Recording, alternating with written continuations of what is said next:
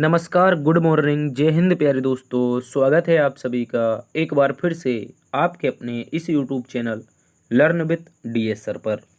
दोस्तों, आज की इस क्लास में हम आप सभी के लिए लेकर के आए हैं एक बार फिर से उत्तर प्रदेश पुलिस री एग्ज़ाम के लिए रीजनिंग का एक बेहतरीन प्रैक्टिस सेट। प्यारे दोस्तों, आज की इस क्लास में हमारा मॉक टेस्ट नंबर 3 होगा, जो कि प्रॉपर आप लोगों का उत्तर प्रदेश पुलिस री एग्ज़ाम के लिए रहने वाला है। और इससे पहले कि यदि आपने पिछले 2 मॉक टेस्ट नहीं देखे हैं तो आप पिछले मॉक टेस्ट को भी जा कर के देखिएगा। वहाँ पर भी हमने रीजनिंग को बहुत ही शॉर्ट ट्रिक के माध्यम से करवाया है। और आज की इस क्लास में भी हम बहुत ही शानदार तरीके से रीजनिंग के प्रश्नों को जानने का प्रयास करेंगे। चलिए दोस्तों, शुरू करते हैं आज की इस प्यारी सी क्लास को। आज की इस क्लास में हम कुछ इस प्रकार से प्रश्नों का अध्ययन करेंगे, जैसे कि क्वेश्चन नंबर 16 हमारे सामने होगा, जिसमें लिखा है निम्न में से सही जल प्रतिबिंब क्या होगा। इसके अतिरिक्त प्यारे दोस्तों हम क्वेश्चन नंबर 15 देखेंगे, जिसमें लिखा है इनमें से अगली आकृति क्या होगी। यानी कि यहाँ पर एक आकृतियों का पैटर्न चल रहा है क्वेश्चन नंबर 15 में, और इसमें हमें नेक्स्ट फिगर काउंट करना है, नेक्स्ट आकृति काउंट करनी है। उसमें आपको 4 विकल्प मिलेंगे। चलिए शुरू करते हैं आज की इस प्यारी सी क्लास को। उससे पहले आप लोगों से एक रिक्वेस्ट कर लेते हैं। रिक्वेस्ट ये है प्यारे दोस्तों, चैनल को ना सब्सक्राइब करने वालों की जो संख्या है वो 62% है। तो प्यारे दोस्तों, आपने यदि अभी तक चैनल सब्सक्राइब नहीं किया है, आप क्लास को देखते हैं तो प्लीज़ चैनल को सब्सक्राइब कर लीजिए। सब्सक्राइब करने की कोई पैसा चार्ज नहीं लगता है। और 37% जो साथी सब्सक्राइब किए हैं, आप भी उनमें शामिल हो जाइए। इससे हमारी टीम का और हमारा मोटिवेशन बढ़ता है। चलिए शुरू करते हैं आज की इस प्यारी सी क्लास को। क्वेश्चन नंबर 1 में आप सभी का स्वागत है। सभी प्यारे दोस्त बताएंगे प्रश्न नंबर 1 का उत्तर क्या होगा। देखो, लिखा है उस विकल्प का चयन करें जो तीसरे अक्षर समूह से ठीक उसी प्रकार संबंधित है जिस प्रकार दूसरा अक्षर समूह पहले अक्षर समूह से संबंधित है। देखो, यहाँ पर पहला जो अक्षर समूह दिया है वो हमें दिया है बूस्ट। क्या दिया है? बूस्ट। ठीक है, इस बात को याद रखेंगे। और इसका संबंध किससे है तो याद रखेंगे प्यारे दोस्तों, इसका है यू टी, उसके बाद में डबल पी और उसके बाद में सी। इसके बाद हमें देखना है, हमें क्या देखना है, हमें संबंध बताना है लोफर का। किसका प्यारे दोस्तों? लोफर का। LOFF और उसके बाद में ई और आर। ठीक है, इस बात को याद रखेंगे। तो प्यारे दोस्तों, आप गौर से देखिए, देखना क्या है, यहाँ पर स्थानीय मान से देखेंगे T20, S19, O15, फिर से O आया है तो 15, और यहाँ पर B2 पर। उसके बाद अगले वाले में देखेंगे U21 पर, T20 पर, P16 पर, P16 पर और C3 पर। तो इससे आपको एक लॉजिक पता चलेगा। लॉजिक क्या है तो गौर से समझो। लॉजिक ये है, T में 1 जुड़ा है तो क्या हुआ U, S में 1 जुड़ा तो फिर क्या हुआ T। ठीक है, और 15 में 1 जुड़ा तो 16 यानी P, और फिर से 1 जुड़ा तो P, और दोस्तों 2 में 1 जुड़ा तो कितना हो जाएगा? 3 यानी कि C। इस तरह से सभी में क्या हो रहा है प्यारे दोस्तों? +1 का लॉजिक चल रहा है। तो अब यही लॉजिक हम यहाँ पे लगा देंगे लोफर में। तो R में 1 जुड़ेगा प्यारे दोस्तों, क्या होगा? आप बोलोगे साथियों, R में 1 जुड़ेगा S। उसी प्रकार E में 1 जोड़ दो, E में 1 जोड़ोगे तो क्या होगा? E के बाद होता है F, तो S के बाद F आना चाहिए। कहीं पर हो गई है गड़बड़। अब क्या होगा भैया? कहीं पर तो गड़बड़ हुई है, यानी कि यहाँ पर तो मिस टाइपिंग हुई है क्या? लोफर देखो कैसे लिखा है, LOFFER। तो देखो, लास्ट का हम फर्स्ट से देख रहे थे, 20 में 21, 19 में 20। ठीक है, तो इस तरह से S के बाद F आना चाहिए। F में अगर 1 जोड़ोगे तो क्या आना चाहिए प्यारे दोस्तों? F में 1 जोड़ोगे तो G आएगा। फिर से F आया है तो फिर से 1 जोड़ोगे तो फिर से G आएगा। और O है हमारा 15 पर 1 जोड़ोगे तो प्यारे दोस्तों P आएगा। ठीक है, यानी 16। और L में 1 जोड़ोगे तो क्या आ जाएगा प्यारे दोस्तों? L में 1 जोड़ोगे तो M आ जाएगा। तो लास्ट में PM होना चाहिए।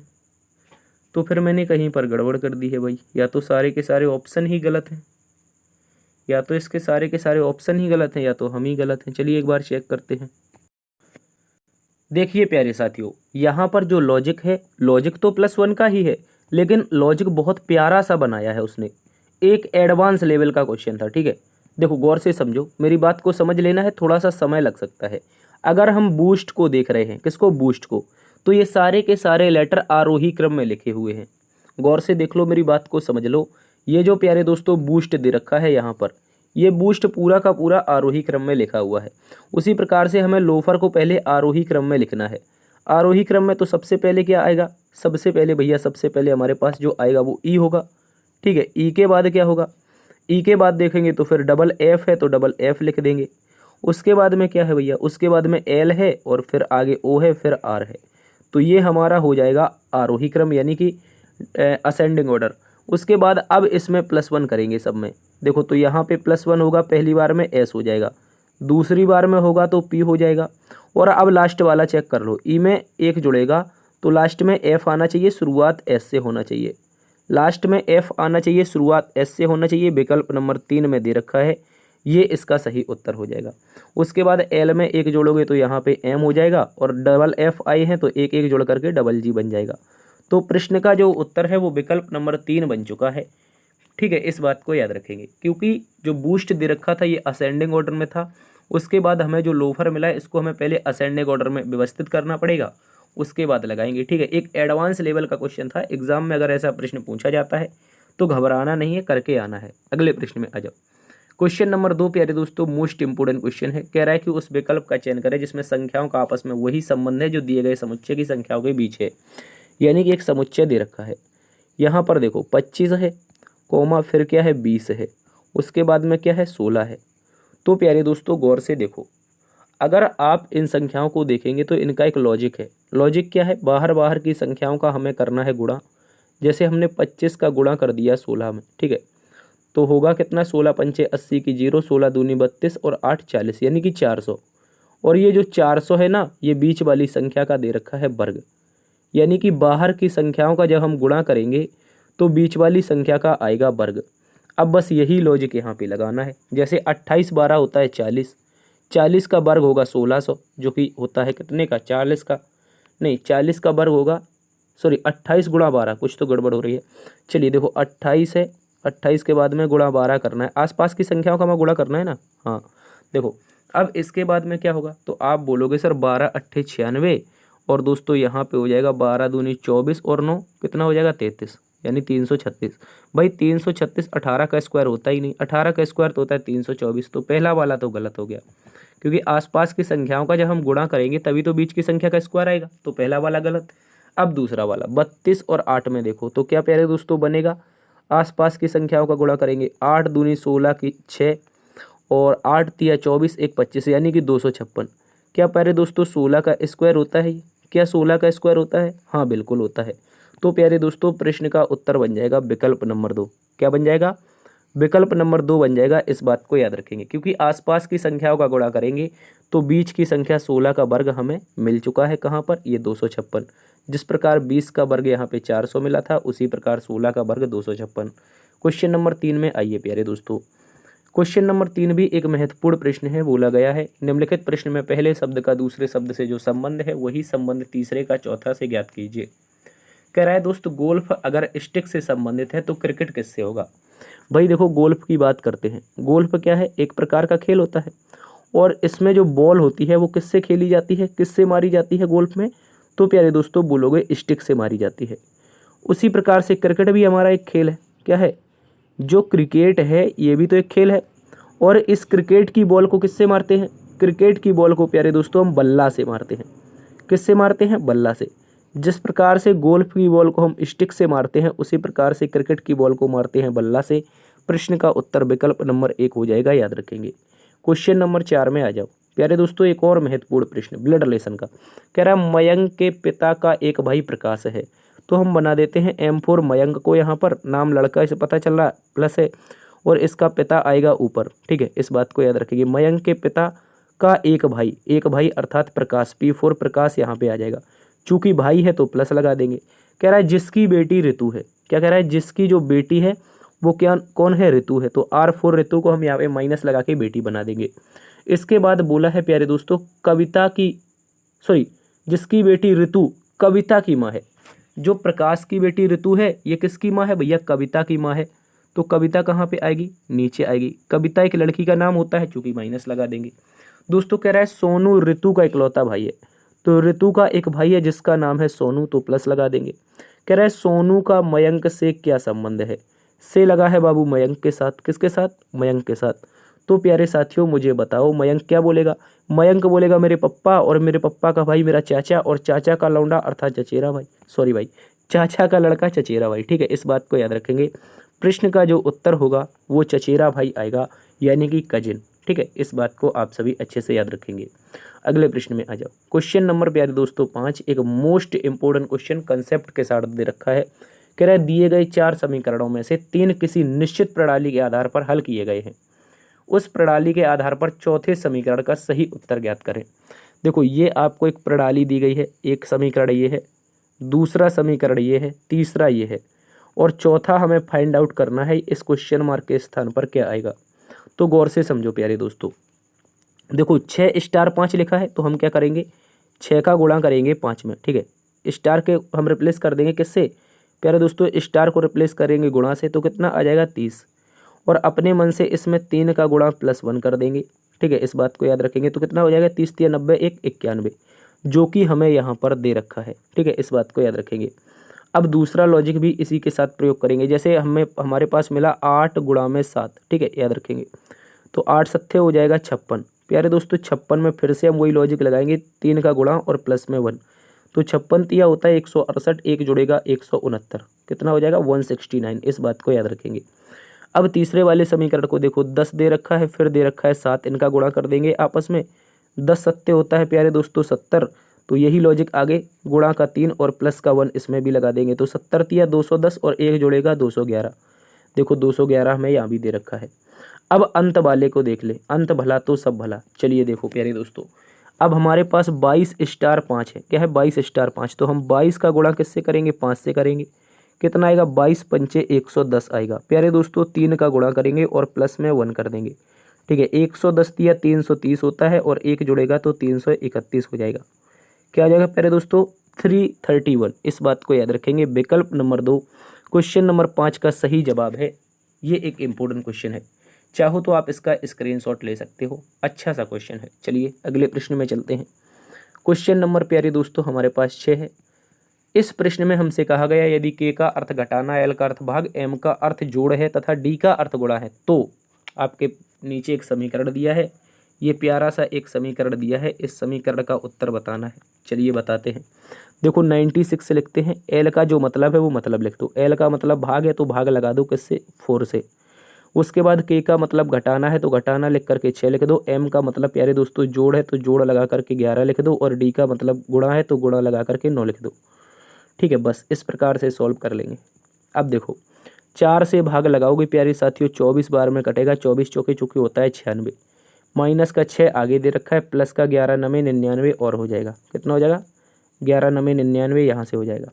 अब देखो 24 में से 6 जाएगा तो प्यारे दोस्तों 18 बचेगा, और इधर 99 जुड़ जाएगा।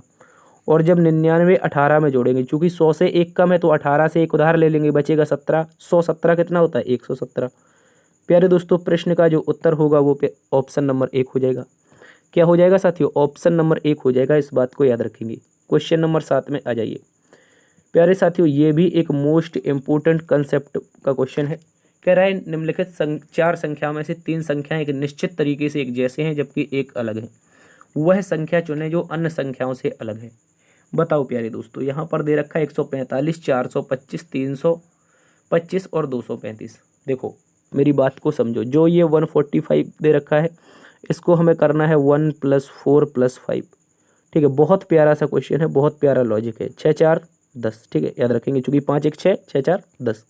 इसके बाद इसको देखो 4 2 5, तो यहाँ पर 1 मिनट, 4 4 प्लस में 2, उसके बाद में प्लस में 5, तो 4 2 6, 6 5 11। ठीक है, उसके बाद ये 3 2 5, तो 3 प्लस में 2 और इसके बाद में प्लस में 5, तो यहाँ पर प्यारे दोस्तों 3 2 5 5 10 हो जाएगा। ठीक है, उसके बाद ये हो जाएगा 2 3 5, तो 2 प्लस में 3 और 5। ठीक है, तो ये भी हमारा कितना होगा? ये भी हमारा 10 होगा। तो आप क्या कह सकते हो, इनमें से विषम कौन है? विषम है ये वाला। ये वाला कौन सा था? ये वाला था विकल्प नंबर 3, जिसमें हमें दे रखा है 425। क्या दे रखा है? ये 425। ये हमारा विषम है, क्योंकि इनका जो योग आ रहा है वो 11 है।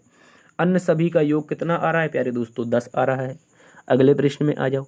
8 नंबर क्वेश्चन, एक मोस्ट इंपोर्टेंट क्वेश्चन याद रखेंगे आप सभी। उससे पहले आपको एक बॉक्स भी याद रखना होगा जो मैं आपको बताऊंगा। इस बॉक्स को कंधे पे रखो और परमानेंट याद रखना है। बॉक्स का नाम है, क्या नाम है भैया? बॉक्स का नाम है 400। उसके बाद में क्या है? 300। ठीक है, 300 के बाद में क्या है? 200 है। उसके बाद में क्या है? 100 है। यानी कि मैं आपको ये काम दे रहा हूँ, एक प्यारा सा छोटा सा काम है। इनके कुछ कोडिंग होती है, बस वही कोडिंग याद रखनी है।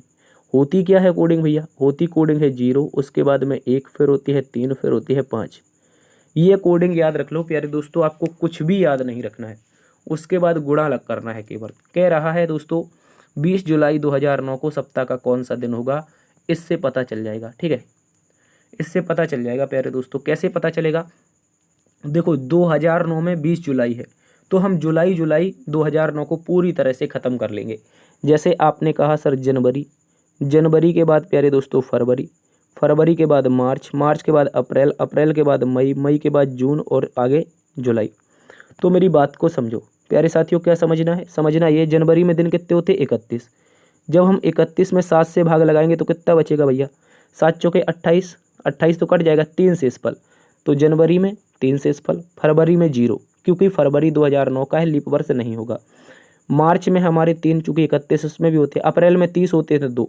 ठीक है, इस बात को याद रखेंगे। अप्रैल में अगर 30 होते हैं 2। मई में कितने होते हैं? मई अभी चल रहा है भाई, 31 का होता है, 31 में भी 3 आएगा। जून में 30 होता है तो 2 आएगा। जुलाई में 20 जुलाई तक जाना है, 20 जुलाई को ऐसे लिख करके भाग लगा दो। जब आप भाग लगाओगे 7 दूनी 14, रिमाइंडर 6। ठीक है, इस बात को याद रखेंगे। अब इस रिमाइंडर को हम और छोटा करेंगे। और छोटा कैसे करेंगे? देखो 6 2 8, 8 3 11, 11 2 13, 13 3 16, 16 3 19। ठीक है, इस बात को याद रखेंगे। एक बार कैसे कर लेते हैं? 6 2 8 3 11, 2 13, 3 16, 3 19। अब देखो ये 19 टोटल आ गया। अब इस टोटल 19 में भी देखो, इस टोटल 19 में भी 7 से भाग लगा लेंगे और इसमें प्यारे दोस्तों हमारा रिमाइंडर टोटल आ जाएगा 5। ठीक है, इस बात को याद रखेंगे। इतना सा याद रख लो। देखो जो मैं बताता जा रहा हूँ उसको नोट करते जाओ, अभी दोबारा से मैं पूरी तरह से समझा दूंगा। देखो यहाँ तक हमारा रिमाइंडर 20 जुलाई 2009 तक आ चुका है 5। ठीक है, अब मुझे ये बताओ, अगर मैंने 20 जुलाई 2009 के सारे दिन ख़त्म कर दिए तो हमारे पास कितने साल बचे? आप कहोगे सर अगर हमने 20 जुलाई 2009 के सारे दिन ख़त्म कर दिए तो हमारे पास जो साल बचेंगे वो कितने बचेंगे? भाई अगर 2009 के सारे दिन ख़त्म तो 2008 साल बचने चाहिए। कितने साल? 2008 साल बचने चाहिए। और 2008 साल को कुछ इस प्रकार से आप तोड़ करके लिखेंगे। कैसे लिखेंगे? गौर से समझो।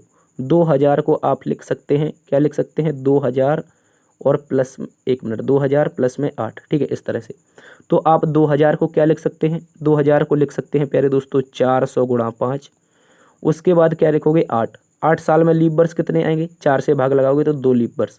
उसके बाद में प्यारे दोस्तों ये रहा खुआ जो रिमाइंडर पीछे हम लेकर के आए थे, इस रिमाइंडर को पकड़ के रखेंगे तो ये रिमाइंडर हमारा यहाँ पे रख जाएगा। इसके बाद सभी को जोड़ करके 7 से भाग लगाना है। किससे? 7 से। तो भैया मेरी बात को समझो, 400 का कोड कितना है? 0 है।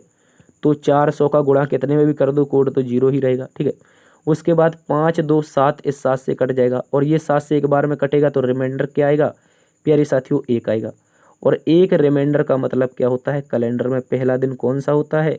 सोमवार होता है भैया। कौन सा होता है कैलेंडर का पहला दिन?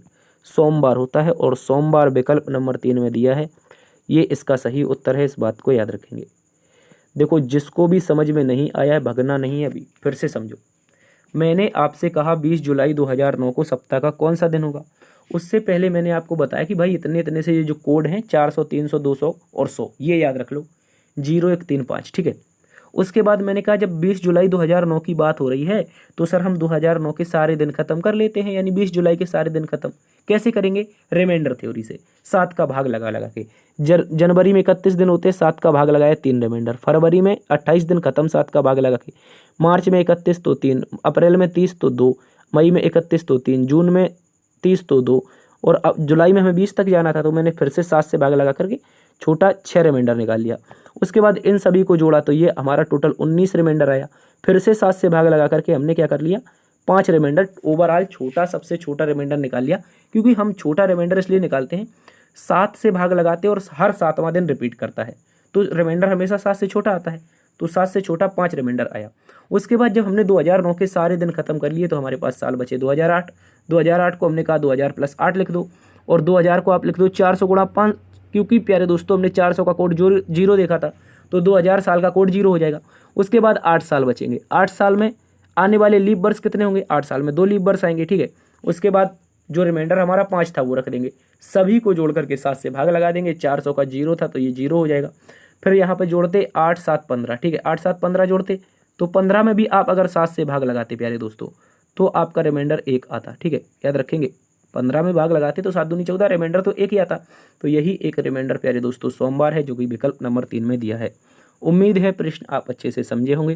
क्वेश्चन नंबर 9 में आ जाओ और इस प्रश्न का सभी प्यारे दोस्तों उत्तर बताएंगे। देखिए प्यारे साथियों, कहा गया है दिए गए विकल्पों में से उस संख्या का चयन करें जो निम्नलिखित श्रृंखला में प्रश्नवाचक चिन्ह के स्थान पर आ सकती है। बताओ भैया इनमें से कौन सी ऐसी संख्या है जो प्रश्नवाचक चिन्ह के स्थान पर आ सकती है। देखो मेरी बात को समझो, सीरीज है 19 के बाद में दिया है 39, कितना दिया है 39 दिया है। उसके बाद में दिया है 77, 77 के बाद में दिया है 155, कितना 155, और अगला पद ज्ञात करना है। तो देखो प्यारा सा लॉजिक है, छोटा सा, इसमें क्या कर देना है मल्टीप्लाई में 2 और प्लस में 1, ठीक है, इस बात को याद रखेंगे। अगली बार में कर देना है आपको मल्टीप्लाई में 2 माइनस का 1, ठीक है। देखो 19 दूनी 38, एक जोड़ेगा पहली बार में 39 हो जाएगा। उसके बाद यहाँ पे 39 दूनी 78, एक घटेगा तो 77। अब फिर से वही लॉजिक, मल्टीप्लाई 2 यानी गुणा का 2 और प्लस का 1, तो 77 दूनी कितना होता है, 77 दूनी 154 होता है। और प्यारे दोस्तों यहाँ पर एक जोड़ोगे तो 155 हो जाएगा। और इसके बाद अगली बार में क्या करना है, तो अगली बार में भैया करना है गुणा 2 माइनस 1, ठीक है। 155 दूनी होता है 310, कितना होता है 310 भैया, एक घटेगा तो प्रश्न का उत्तर आएगा 309, क्या आएगा 309 आएगा, ठीक है। इस बात को याद रखेंगे, विकल्प नंबर 3 में है प्यारे साथियों, याद रखेंगे। अच्छा क्वेश्चन है, अच्छा उत्तर आएगा, ठीक है। एक बार में हमने +1 किया था और एक बार में हमने -1 किया था, जो कि अल्टरनेट लॉजिक में चल रहे थे, ठीक है, इस बात को याद रखेंगे। चलिए अगले प्रश्न में आ जाओ। क्वेश्चन नंबर 10 को देखिए प्यारे दोस्तों, क्वेश्चन नंबर 10 भी एक महत्वपूर्ण प्रश्न है। उस अक्षर समूह का चयन करें जो निम्नलिखित श्रृंखला में प्रश्न चिन्ह के स्थान पर आएगा। देखो अक्षर समूह प्रश्न चिन्ह के स्थान पर आना है, तो भैया गौर से देख लो, बिल्कुल भी डरने की बात नहीं है। पहले का संबंध पहले से बना दो।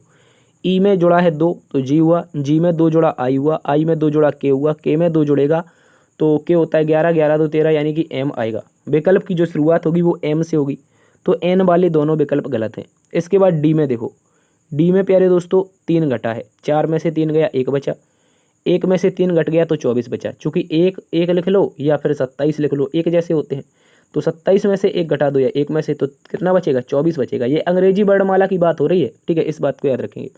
24 में 3 गया 21 बचा, 21 में 3 जाएगा तो क्या बचेगा भैया, 21 में 3 जाएगा तो 18 अर्थात आर। उसके बाद आगे एम में क्या जुड़ा 2 जुड़ा, एम में 2 जुड़ा तो कितना हुआ 13 2 15, 15 2 17 यानी क्यू है। उसके बाद 17 2 19, 19 2 21, 21 का मतलब यू। तो प्रश्न का जो उत्तर होगा वो एम आर यू होगा, जो कि हमें विकल्प नंबर 4 में दिया है। प्रश्न का उत्तर विकल्प नंबर 4 हो जाएगा, इस बात को याद रखेंगे। पहले का संबंध पहले से, दूसरे का संबंध दूसरे से, उत्तर आपका आ जाएगा, इस बात को भी याद रखेंगे। क्वेश्चन नंबर आगे आ जाएंगे 11वें में। कह रहा है दोस्तों, एक कोड भाषा में यदि क्लासीफाई को ये लिखा जाता है तो उसी कोड भाषा में मॉडिफाई को कैसे कोडबद्ध किया जाएगा। चलिए देखते हैं। सबसे पहले तो क्लासीफाई CLA, उसके बाद में SS, फिर I, फिर F और Y, ठीक है प्यारे दोस्तों, ये हो गया हमारे पास क्लासीफाई। और क्लासीफाई को लिखा कैसे गया है, इसको लिखा X, X के बाद में O, O के बाद में Z, Z के बाद में क्या हो जाएगा H, फिर से आया है H, फिर से आया है R, और आगे देखोगे तो आया है U, और आगे देखोगे तो प्यारे दोस्तों आया है B, ठीक है, इस बात को याद रखेंगे। अब कोडिंग हमें किसकी बतानी है, मॉडिफाई की, MOD, ठीक है, इसको याद रखेंगे I और FY, ये प्यारे दोस्तों हमारे पास मॉडिफाई है। तो लॉजिक क्या है इसका, प्यारा लॉजिक है भाई। प्यारा लॉजिक क्या है, ये अपोजिट लिखे हैं, 6 लव आज, और ये क्या हो जाएगा हाई स्कूल, इंडियन रेलवे, फूफा जी और आपके बॉय। देखो कैसे, मैंने आपको एक बार बताया था, यदि याद हो, पिछली कई क्लासेस में बता चुका हूँ, एक बार फिर से समझ लो। यहाँ पर हमने एक ट्रिक बनाई थी आप लोगों के लिए। ट्रिक क्या थी प्यारे दोस्तों, वो ट्रिक ये थी कि जब भी हमें अंग्रेजी वर्णमाला में अपोजिट अक्षर याद रखने हैं तो उनको कुछ इस प्रकार से याद रखेंगे। जैसे हमने कहा याद रखना है आज, उसके बाद में क्या याद रखना है बॉय, उसके बाद में याद रखना है 6, उसके बाद में याद रखना है दूध वाला, ठीक है, उसके बाद में याद रखना है इवनिंग, ठीक है, उसके बाद में याद रखना है फूफा जी, क्या याद रखना है F के साथ में U, फूफा जी। उसके बाद में याद रखना है जीटी रोड, उसके बाद में याद रखना है हाई स्कूल। ठीक है, आगे याद रखना है हमें इंडियन रेलवे, और आगे आई के बाद आता है जे तो जैकलिन फर्नांडिस, और इसके बाद में आता है के तो कमला पसंद याद रख लेंगे। इसके बाद में क्या आता है, एल आता है, एल मतलब लब हो जाता है, एलो लब, एल के अपोजिट ओ होता है तो लब पढ़ लेते हैं इसको। उसके आगे पढ़ लेते हैं मन। ठीक है, इस तरह से पूरी की पूरी वर्णमाला हमारी अपोजिट में आ जाती है। तो भैया बस इसी को यहाँ पे फॉलो करवाना है, करवा दो। एम, एम आया है तो क्या होगा, एम का मन। उसके बाद ओ आया है तो क्या होगा, लव मतलब एल। डी आया है तो क्या हो गया भैया, दूध वाला हो जाएगा, क्या हो जाएगा, दूध वाला तो डी डब्ल्यू। आई आया है तो क्या होगा भैया, आई आया है तो इंडियन रेलवे होगा। एफ आया है तो एफ के लिए हम कैसे बुलाते हैं, फूफा जी को, एफ यू हो जाएगा। वाई आया है तो क्या होगा, बॉय, बी वाई हो जाएगा। ठीक है, इस तरह से प्रश्न का जो उत्तर है N L W R U B, N L W R U B, जो कि हमें विकल्प नंबर 1 में दिया है, ये हमारा उत्तर है। ठीक है, बहुत ही महत्वपूर्ण प्रश्न है प्यारे दोस्तों एग्जाम के लिए, अपोजिट हर एग्जाम में लगभग पूछा जाता है, तो ये जरूर याद रख लेंगे। आज बॉय 6, दूधवाला, इवनिंग, फूफा जी, GT road, high school, Indian railway, Jacqueline Fernandez, Kamla Pasand, लब और मन। ठीक है, अगले प्रश्न में आ जाओ। क्वेश्चन नंबर 12 है, कहा गया है निम्नलिखित विकल्पों में से वह शब्द चुनिए जो दिए गए शब्द के अक्षरों का प्रयोग करके नहीं बनाया जा सकता है। प्यारे दोस्तों एक शब्द दे रखा है, ये दे रखा है ग्रैब, क्या लिखा है, ग्रैब बाइन लिखा है।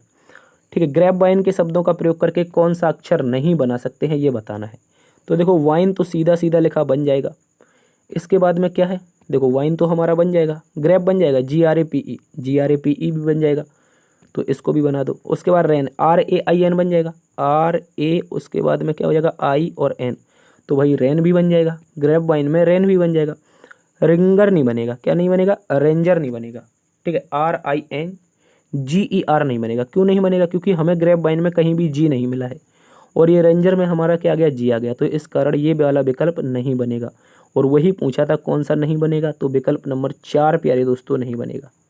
क्वेश्चन नंबर 13 में आओ, कह रहा है राहुल के पास 2 रुपये, 5 रुपये और 10 रुपये के सिक्के हैं। कह रहा है नोटों में 340 रुपये हैं, 5 रुपये, क्या कह रहा है, 2 रुपये, 5 रुपये, 10 रुपये मूल वर्ग के नोटों में 340 रुपये हैं। प्रत्येक मूल वर्ग के नोटों की संख्या बराबर है, राहुल के पास कितने नोट हैं। मेरे भाई एक बात को गौर से समझना है, एक फॉर्मूला होता है मैथ का, वो मैं बता दूंगा, रेशियो और प्रोपोर्शन में होता है, वो तो मैं बता दूंगा, लेकिन इसको आप 2 मिनट में कर सकते हैं। कैसे, देखो एक तो आपके पास 2 का नोट है, कितने का, 2 का नोट है। एक आपके पास 5 रुपये का नोट है, सेकंडों में उड़ा सकते हो, खाली लिख के मैं बता रहा हूँ। उसके बाद प्यारे दोस्तों एक आप लोगों के पास 10 रुपये का नोट है, कितने का, 10 रुपये का। तो बताओ कुल मिलाकर के कितने प्रकार के नोट हैं, मुझे बताओ कितने प्रकार के नोट हैं। आपके पास 3 प्रकार के नोट हैं, कितने प्रकार के, 2 रुपये, 5 रुपये, 10 रुपये, अर्थात 3 प्रकार के नोट हैं। और अगर 3 प्रकार के नोट हैं, उसने कहा तीनों प्रकार के मूल्य वर्ग के नोटों की संख्या क्या है, बराबर है। यानी कि अगर 3 प्रकार के नोट हैं और तीनों की संख्या बराबर है, तो वो नंबर ऑप्शन का कहीं ना कहीं 3 से कटेगा। बताओ ऑप्शन 3 से कटेगा, 40 नहीं कटता है, 20 नहीं कटता है, 80 नहीं कटता है। ऑप्शन नंबर 2 हमारा सही उत्तर है, 3 से कटता है 60। सेकंडों में उड़ाने का सवाल है, लेकिन अब मैं रेशियो मेथड से आपको बता देता हूँ, गौर से समझो। एक फॉर्मूला होता है प्यारे दोस्तों, फॉर्मूले का नाम होता है प्रारूप, क्या होता है, प्रारूप गुणा में संख्या, क्या होता है, प्रारूप गुणा में संख्या बराबर में आता है कीमत, या फिर हम इसी को कहते हैं मूल्य। ठीक है, इस बात को याद रखेंगे, प्रारूप गुणा संख्या बराबर कीमत होती है। तो प्रारूप हमारे पास किस प्रकार के हैं, प्रारूप प्यारे दोस्तों एक 2 रुपये का सिक्का है, एक हमारे पास 5 रुपये का सिक्का है, एक 10 रुपये का है। ठीक है, उसने कहा नोटों की संख्या बराबर है, तो संख्या मतलब मैं मान लेता हूँ एक यहाँ रहा होगा और एक यहाँ रही होगी और एक यहाँ रही होगी। उसके बाद इसके पास जब टोटल इसको करके आते हैं, प्रारूप गुणा संख्या यानी कि 2, और इसके बाद में 5 एकम 5 और 10 एकम 10, जब ये टोटल करके आते हैं हम लोग, तो हमारे पास टोटल कितने रुपए हो जाते हैं, 340 रुपये।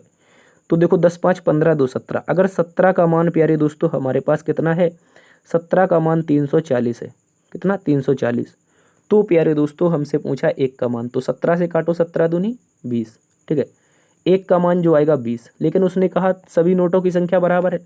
तो राहुल के पास कुल कितने नोट हैं, अर्थात गौर से समझो, 1 रुपये का भी नोट रहा होगा, सॉरी 2 का रहा होगा, ये भी रहा होगा, ये रहा होगा। अर्थात 1 का मान अगर 20 आया है तो 20 नोट 2 रुपये के होंगे, 20 नोट 5 रुपये के होंगे और 20 नोट 10 रुपये के होंगे। तो टोटल कितने नोट हो जाएगा, 20 या 60। ऑप्शन नंबर 2 इस तरह से भी सही है। ठीक है, अगले प्रश्न में आ जाओ। क्वेश्चन नंबर 14 में कह रहा है दोस्तों, एक बस उत्तर की ओर 100 किलोमीटर यात्रा करती है। चलिए देखते हैं, यहाँ से कोई बस है भैया, उत्तर की ओर जा रही है 100 किलोमीटर, इस बात को याद रखेंगे। कितनी गई है याद रखो प्यारे दोस्तों, 100 किलोमीटर एक बस उत्तर की ओर यात्रा करती है। फिर दाएं मुड़ती है, 80 किलोमीटर चढ़ती है।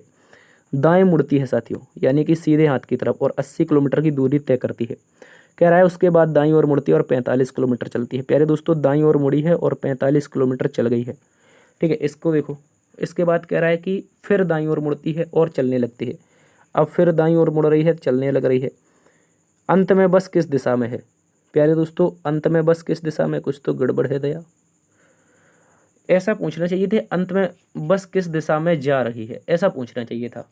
क्योंकि उसने कहा है, देखो गौर से समझो, एक बस उत्तर की ओर 100 किलोमीटर की यात्रा तय करती है, तो मैंने कहा ठीक है उत्तर की ओर। फिर दाएं ओर मुड़ती है और 80 किलोमीटर चलती है। फिर दाएं ओर मुड़ करके मैंने 80 किलोमीटर चलवा दिया। कह रहा उसके बाद दाईं ओर मुड़ती है और 45 किलोमीटर चलती है। फिर से मैंने दाएं मुड़ा, 45 चलवा दिया। अब कह रहा है फिर दाईं ओर मुड़ती है, अब फिर दाईं ओर मुड़ गई, लेकिन भैया इसकी दूरी नहीं दे रखी है। और कह रहा है चलने लगती है। अंत में बस किस दिशा में? भैया चलने लगती है, पता नहीं कहाँ पर चल के पहुँच गई, कितनी दूरी तय करी है, कहाँ पे पहुँच गई। अगर हम यहाँ से स्थानीय मान से देखें तो ये दिशा हमारी उत्तर पूर्व हो जाएगी और ये वाली दिशा उत्तर पश्चिम हो जाएगी। लेकिन क्वेश्चन को इस प्रकार से पूछना चाहिए, यहाँ पर टाइपराइटर ने गड़बड़ की है, ठीक है। उसे ये पूछना चाहिए थे अंत में बस किस दिशा में जा रही है। पूरी बात ये होनी चाहिए, अंत में बस किस दिशा में जा रही है। ऐसी अगर बात होगी तो ये दिशा में जा रही है बस, और ये दिशा हमें पता है कौन सी होती है। इस तरह से प्लस लगाएंगे, ईस्ट वेस्ट, ऊपर नॉर्थ, नीचे साउथ। तो ये दिशा कौन सी है? वेस्ट। वेस्ट का मतलब प्यारे दोस्तों पश्चिम की दिशा, ठीक है। टाइपराइटर ने गलती की है यहाँ पर, अंत में बस किस दिशा में जा रही है ये पूछना चाहिए, ठीक है। इस बात को याद रखेंगे, प्रश्न का उत्तर बनेगा पश्चिम। अगले प्रश्न में आ जाओ, 15 नंबर। प्यारे दोस्तों कहा गया है आप लोगों से निम्नलिखित चित्रक्रम में अगले चित्र की पहचान करिए। चलिए मैं आपको बता देता हूँ छू मंतर सवाल। कैसे भाई? देखो यहाँ पर एक जो वर्ग है बड़ा दे रखा है, यानी एक चतुर्भुज दे रखा है बड़ा, जबकि वृत्त दे रखा है छोटा। तो अगले वाले में ये वृत्त बड़ा हो गया जबकि ये चतुर्भुज छोटा हो गया। उसी प्रकार ये एक दे रखा है और ये हमें एस दे रखा है, तो एस जो है वो बड़ा हो गया और एक हमारा छोटा हो गया। जो बड़ा था वो छोटा हो गया आगे चल करके, और जो छोटा था वो बड़ा हो गया। उसी प्रकार से ये देखो स्टार दे रखा है और ये छोटू सा प्लस दे रखा है, तो पहली बार में प्लस तो बड़ा हो जाएगा, उसके बाद में जो स्टार है वो कुछ इस प्रकार से छोटा हो जाएगा, ठीक है। तो प्लस बड़ा स्टार छोटा, प्लस बड़ा स्टार छोटा, तो यहाँ पर विकल्प नंबर बी में मिलेगा, ये आपका सही उत्तर है। बाद बाकी कोई भी नहीं बनेगा, क्योंकि प्लस स्टार तो एक ही में आ रहे हैं विकल्प नंबर बी में, यही हमारा सही उत्तर है, इस बात को याद रखेंगे। चलिए अगले प्रश्न में आ जाओ। क्वेश्चन नंबर 16 में आपको बता देता हूँ एक बहुत ही प्यारा सा, 1 मिनट यार। क्वेश्चन नंबर 16, 13, 13 के बाद 14, 14 के बाद 15, 15 के बाद 16। चलिए क्वेश्चन नंबर 16 एक बहुत ही प्यारा प्रश्न है प्यारे दोस्तों, बहुत ही मोस्ट इंपोर्टेंट क्वेश्चन है। कह रहा है दिए गए 4 विकल्पों में से कौन नीचे दिए गए चित्र का जल प्रतिबिंब हो सकता है। प्यारे दोस्तों क्या बताना है? जल प्रतिबिंब। और मैंने कई बार बताया कि जो जल प्रतिबिंब होता है प्यारे दोस्तों हमेशा कहाँ पर बनता है? नीचे की ओर बनता है, ठीक है। इस बात को याद रखेंगे। तो इसका जल प्रतिबिंब, देखो जब भी जल प्रतिबिंब बनता है तो उसका ना तो राइट बदलता है और ना ही उसका लेफ्ट, यानी कि कह सकते हैं उल्टा मैंने लिख दिया यहाँ पर, ना तो लेफ्ट बदलता है और ना ही राइट, यानी कि जिस तरफ वो उसका लेफ्ट होगा उसी तरफ उसका राइट होगा, क्योंकि जल प्रतिबिंब हमेशा नीचे बनता है, ठीक है। इस बात को याद रखेंगे। तो ये कुछ इस प्रकार से आएगा, ठीक है, इस प्रकार से आएगा। देखो चिड़िया की ये जो मोरनी दे रखी है, इसका मुख कौन सी दिशा में है? लेफ्ट की ओर है। तो इसका मुख जब जल प्रतिबिंब में आएगा तो लेफ्ट में होना चाहिए, अर्थात इसी दिशा में होना चाहिए। तो ये तो उल्टी दिशा में गया, काट दो। और चौथे नंबर का भी काट दो, ये भी उल्टी दिशा में। अब प्यारे दोस्तों आप पंखों को देखिए, किसको देखेंगे? पंखों को। तो पंखों में अगर गौर से देखेंगे ऑप्शन नंबर सी को, ऑप्शन नंबर सी के 2 पंख ऐसे हैं जो अंदर डॉट लेकर के बैठे हैं। क्या लेकर के बैठे? अगर ये पंख हैं तो 1 मिनट मेरी बात को समझो, अगर ये पंख हैं ऐसे तो ये बीच में एक डॉट लेकर के बैठे हैं। ये गौर से देखो ऑप्शन नंबर सी के। तो इस कारण ये गलत है, क्योंकि कहीं भी दिए गए प्रश्न चित्र में डॉट नहीं है, इसमें अंदर कहीं भी डॉट नहीं है, ठीक है। इस बात को याद रखेंगे। तो इस प्रकार से विकल्प नंबर जो सी है ये तो गलत हो गया, बचा बी नंबर का। केवल और केवल प्यारे दोस्तों बी नंबर का विकल्प बच रहा है, तो हम यहाँ पे कह सकते हैं ऑप्शन नंबर बी इसका सही उत्तर है, ठीक है। इस बात को याद रखेंगे। तो फिलहाल साथियों आज की क्लास में इतना ही। उम्मीद है क्लास पसंद आई होगी। यदि पसंद आई है इस तरह की क्लास तो आप लोगों से एक बार फिर से रिक्वेस्ट कर लेते हैं, चैनल ना सब्सक्राइब करने वालों की जो संख्या है वो 62% है, तो आप इसको बदल सकते हैं साथियों। सब्सक्राइब करने वालों में आप शामिल हो सकते हैं। अगर नहीं किया है सब्सक्राइब तो कर दीजिए यार, सब्सक्राइब करने का कोई पैसा ही नहीं लगता है, तो कर दो ना, ठीक है। जल्दी से कर दीजिए, हमारी टीम को और हमें बहुत मोटिवेशन मिलता है इससे प्यारे दोस्तों। तो फिलहाल इतना ही। मस्त रहना, स्वस्थ रहना, अपना ख्याल रखना। गर्मी बहुत ज़्यादा पड़ रही है भैया, ठीक है। मिलते एक नई वीडियो में, तब तक के लिए जय हिंद, जय भारत, जय मां सरस्वती।